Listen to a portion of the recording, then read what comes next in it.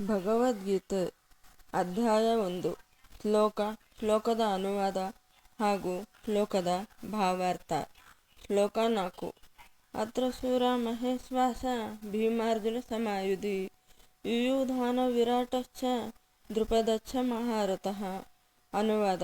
ಹೋರಾಟದಲ್ಲಿ ಭೀಮಾರ್ಜುನರಿಗೆ ಸಮಾನರಾದ ಅನೇಕ ವೀರ ಬಲ್ಲಾಳುಗಳು ಸೈನ್ಯದಲ್ಲಿದ್ದಾರೆ. ಯುಯುಧಾನ, ವಿರಾಟ ಮತ್ತು ದೃಪದರಂತಹ ಮಹಾರಥರಿದ್ದಾರೆ. ಭಾವಾರ್ಥ. ಪಾಂಡವರ ಸೈನ್ಯವನ್ನು ನೋಡಿ ಮಾನಸಿಕವಾಗಿ ತಳಮಳಗೊಂಡ ದುರ್ಯೋಧನನು ದ್ರೋಣಾಚಾರ್ಯರ ಬಳಿ ಹೋಗಿ ಪಾಂಡವ ಸೇನೆ ಹಾಗೂ ಅಲ್ಲಿರುವ ವೀರರ ಬಗ್ಗೆ ಮಾತನಾಡುತ್ತಾನೆ. ದ್ರೋಣಾಚಾರ್ಯರಿಗೆ ಯುದ್ಧ ಕಲೆಯಲ್ಲಿದ್ದ ಮಹಾಶಕ್ತಿಯ ಎದುರಿನಲ್ಲಿ ದೃಷ್ಟದ್ಯುಮ್ನ ಅತಿ ದೊಡ್ಡ ತಡೆಯೇನೂ ಆಗಿರಲಿಲ್ಲ. ಆದರೆ ಆತಂಕ ಉಂಟು ಮಾಡಬಲ್ಲ ಅನೇಕರಿದ್ದರು. ಇಲ್ಲಿ ದುರ್ಯೋಧನನಿಗೆ ಭೀಮಾರ್ಜುನರ ಭಯ. ಆ ಭಯದಿಂದ ಅಲ್ಲಿರುವ ವೀರರೆಲ್ಲರೂ ಭೀಮಾರ್ಜುನರಿಗೆ ಸಮನಾದವರು ಎಂದು ಹೇಳುತ್ತಾನೆ. ವಾಸ್ತವವಾಗಿ ಆಗಿನ ಕಾಲದಲ್ಲಿ ಇದ್ದ ಮಹಾಬಿಲ್ಲು ಎಂದರೆ ಗಾಂಡೀವ. ಗಾಂಡೀವ ಹಿಡಿದು ಯುದ್ಧ ಮಾಡಬಲ್ಲವರೆಂದರೆ ಅರ್ಜುನ, ಭೀಮ ಮತ್ತು ಶ್ರೀಕೃಷ್ಣ. ದುರ್ಯೋಧನನಿಗೆ ಪಾಂಡವರ ಕಡೆಯವರೆಲ್ಲರೂ ಒಳ್ಳೆಯ ಬಿಲ್ಗಾರರಾಗಿ ಕಾಣಿಸುತ್ತಾರೆ. ಮುಂದೆ ದುರ್ಯೋಧನ ಪಾಂಡವರ ಕಡೆಗಿನ ವೀರರ ಹೆಸರನ್ನು ಒಂದೊಂದಾಗಿ ಹೇಳಲು ಪ್ರಾರಂಭಿಸುತ್ತಾನೆ. ಯುಯುಧಾನ, ವಿರಾಟ, ದೃಪದರಂತಹ ಮಹಾರಥರು ಪಾಂಡವ ಸೇನೆಯಲ್ಲಿದ್ದಾರೆ ಎನ್ನುತ್ತಾನೆ. ಇಲ್ಲಿ ಇವರ ಹೆಸರು ಬರಲು ವಿಶೇಷವಾದ ಕಾರಣವಿದ್ದು, ಈ ಮೂವರೂ ಕೂಡ ಕೌರವನ ಕಡೆಗೆ ಬರಬೇಕಾಗಿತ್ತು. ಪಾಂಡವರಿಗೆ ದ್ರೌಪದಿಯನ್ನು ಕೊಟ್ಟು ಸಂಬಂಧ ಬೆಳೆಸಿದ ದೃಪದ ಪಾಂಡವರ ಪರ ನಿಲ್ಲುತ್ತಾನೆ. ವಿರಾಟ ಕೀಚಕನಿಗೆ ಹೆದರಿಕೊಂಡು ರಾಜ್ಯಭಾರ ಮಾಡುತ್ತಿದ್ದ. ಕೀಚಕನನ್ನು ಭೀಮನು ಕೊಂದನು. ಆದ್ದರಿಂದ ವಿರಾಟ ಪಾಂಡವರ ಕಡೆಗೆ ಸೇರಿಕೊಂಡನು. ಬಲರಾಮನ ಮಾತನ್ನು ಮೀರದ ಸಾತ್ಯಕಿ ಪಾಂಡವರ ಪರ ನಿಲ್ಲುತ್ತಾನೆ. ಇಲ್ಲಿ ಬಲರಾಮನು ಯುದ್ಧದಲ್ಲಿ ತಾನು ತಲೆ ಹಾಕುವುದಿಲ್ಲ ಎಂದು ತೀರ್ಥಯಾತ್ರೆಗೆ ಹೊರಟು ಹೋಗಿದ್ದರಿಂದ ಸಾತ್ಯಕಿ ಪಾಂಡವರ ಪರ ನಿಲ್ಲುತ್ತಾನೆ.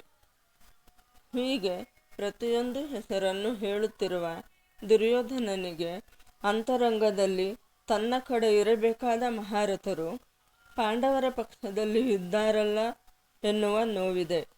ಆತ ತನ್ನ ಯುದ್ಧ ತಂತ್ರವನ್ನು ರೂಪಿಸುವುದನ್ನು ಬಿಟ್ಟು ತನ್ನ ಕಡೆಗೆ ಬರಬೇಕಾಗಿದ್ದವರು ಪಾಂಡವರ ಕಡೆ ಸೇರಿದ್ದಾರೆ ಎಂದು ವಿಷಾದಿಸುವುದರಲ್ಲಿ ಕಾಲಹರಣ ಮಾಡುತ್ತಿದ್ದಾನೆ. ದ್ರೋಣಾಚಾರ್ಯರು ಯುದ್ಧವನ್ನು ಗಂಭೀರವಾಗಿ ಪರಿಗಣಿಸಲಿ ಎಂದು ಪಾಂಡವರ ಕಡೆಯಿಂದ ಬಂದ ಎಲ್ಲ ಮಹಾನ್ ವೀರರನ್ನು ಉಲ್ಲೇಖಿಸುತ್ತಾನೆ. ಅವರಲ್ಲಿ ಪ್ರತಿಯೊಬ್ಬರೂ ಭೀಮಾರ್ಜುನರಷ್ಟೇ ದುರ್ಜಯರಾದ್ದರಿಂದ ಕೌರವರ ಜಯಕ್ಕೆ ಅಡ್ಡಿಯಾಗಬಲ್ಲದೆಂದು ದುರ್ಯೋಧನನು ಅವರನ್ನು ಹೆಸರಿಸುತ್ತಾನೆ. ಶ್ಲೋಕ 5. ದೃಷ್ಟಕೇತು ಕಿತಾನಃ ಕಾಶಿರಾಜಶ್ಚ ವೀರ್ಯವಾನ್ ಪುರುಜಿತ್ ಕುಂತಿಭೋಜಶ್ಚ ಸೈಭ್ಯಶ್ಚ ನರಪುಂಗವಃ. ಅನುವಾದ. ದೃಷ್ಟಕೇತು, ಚೇಕಿತಾನ, ಕಾಶಿರಾಜ, ಪುರುಜಿತ್, ಕುಂತಿಭೋಜ ಮತ್ತು ಸೈಭ್ಯನಂತಹ ಮಹಾನ್ ವೀರರು ನರಪುಂಗವರು ಇದ್ದಾರೆ. ಭಾವಾರ್ಥ. ಈ ಶ್ಲೋಕದಲ್ಲಿ ನಾವು ವ್ಯಕ್ತಿಗಳ ಹೆಸರನ್ನು ಹೇಳುತ್ತಿರುವ ದುರ್ಯೋಧನನ ಮನಸ್ಥಿತಿಯನ್ನು, ಆತನ ನೋವು, ನಮಗೆ ಇಲ್ಲಿ ಬರುವ ಒಬ್ಬೊಬ್ಬ ವ್ಯಕ್ತಿಗಳ ಹಿಂದೆ ಇರುವ ಇತಿಹಾಸವನ್ನು ನೋಡಿದಾಗ ಮಾತ್ರ ನಮಗೆ ಸ್ಪಷ್ಟವಾಗಿ ದುರ್ಯೋಧನನ ನೋವು ಅರ್ಥವಾಗುತ್ತದೆ. ದೃಷ್ಟಕೇತುವು ಶಿಶುಪಾಲನ ಮಗ. ಶಿಶುಪಾಲನನ್ನು ಕೃಷ್ಣನು ರಾಜಸೂಯ ಯಜ್ಞದ ಕಾಲದಲ್ಲಿ ಕೊಂದಿದ್ದ. ಇಂತಹ ಶಿಶುಪಾಲನ ಮಗ ಪಾಂಡವರ ಪಕ್ಷದಲ್ಲಿ ಇರುವುದನ್ನು ನೋಡಿ ದುರ್ಯೋಧನನಿಗೆ ಸಂಕಟವಾಗುತ್ತದೆ. ಚೇಕಿತಾನ ಕೂಡ ಸಾತ್ಯಕಿಯಂತೆ ಯಾದವ ವೀರ. ಬಲರಾಮನ ಅನುಪಸ್ಥಿತಿಯಿಂದಾಗಿ ಈತನೂ ಕೂಡ ಪಾಂಡವರ ಕಡೆ ಸೇರಿದ್ದ. ಮುಂದೆ ದುರ್ಯೋಧನನು ಕಾಶಿರಾಜನ ಹೆಸರನ್ನು ಹೇಳುತ್ತಾನೆ. ಕಾಶಿರಾಜ ಭೀಮನಿಗೆ ಹೆಣ್ಣು ಕೊಟ್ಟ ಮಾವ. ಈ ಮೂರೂ ಜನರನ್ನು ದುರ್ಯೋಧನ ವೀರವಾನ್ ಎಂದು ಕರೆಯುತ್ತಾನೆ. ವೀರವಾನ್ ಎಂದರೆ ಅಪಾರವಾದಿ ಅಪಾರವಾದ ಶಕ್ತಿ ತುಂಬಿರುವ ಕಲಿಗಳು.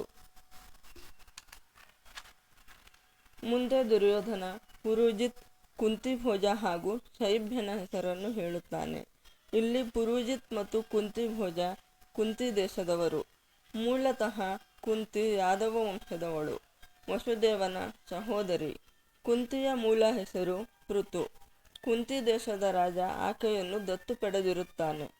ಈ ದತ್ತು ಸಂಬಂಧದಿಂದಾಗಿ ಪುರುಜಿತ್ ಮತ್ತು ಕುಂತಿಭೋಜ ಪಾಂಡವರ ಪರ ಸೇರಿಕೊಳ್ಳುತ್ತಾರೆ. ಶೈಬ್ಯ, ಈತ ಶಿಬಿ ದೇಶದ ರಾಜ. ಶೈಬ್ಯನ ಮಗ ಕಾಡಿನಲ್ಲಿದ್ದ ದ್ರೌಪದಿಯನ್ನು ಅಪಹರಿಸಲು ಜಯದ್ರಥನಿಗೆ ಸಹಾಯ ಮಾಡಿದ್ದರಿಂದ ಭೀಮಸೇನನಿಂದ ಕೊಲ್ಲಲ್ಪಟ್ಟಿರುತ್ತಾನೆ. ಹೀಗಿದ್ದೂ ಕೂಡ ಶೈಬ್ಯನು ಪಾಂಡವರ ಪಕ್ಷವನ್ನು ವಹಿಸಿದ್ದಾನೆ ಎಂದು ದುರ್ಯೋಧನನು ತನ್ನ ಅಳಲನ್ನು ದ್ರೋಣರಲ್ಲಿ ಹೇಳಿಕೊಳ್ಳುತ್ತಾನೆ. ಈ ಮೂವರನ್ನು ಆತ ನರಪುಂಗವರು ಎಂದು ಹೇಳುತ್ತಾನೆ. ನರಪುಂಗವ ಎಂದರೆ ಗೂಳಿಯಂತೆ ನಡಿಗೆಯುಳ್ಳವನು. ಅವರ ನಡಿಗೆ ಹಾಗೂ ನೋಟ ವೈರಿಯ ಎದೆ ನಡುಗಿಸಬಲ್ಲದು. ಇಲ್ಲಿ ದುರ್ಯೋಧನನು ಹೇಗೆ ತನ್ನ ಆತ್ಮಸ್ಥೈರ್ಯವನ್ನು ಕಳೆದುಕೊಂಡು ತನ್ನ ನಿಜವಾದ ಸಾಮರ್ಥ್ಯವನ್ನು ಮರೆತು ವರ್ತಿಸುತ್ತಾನೆ ಎನ್ನುವುದನ್ನು ನೋಡಬಹುದು.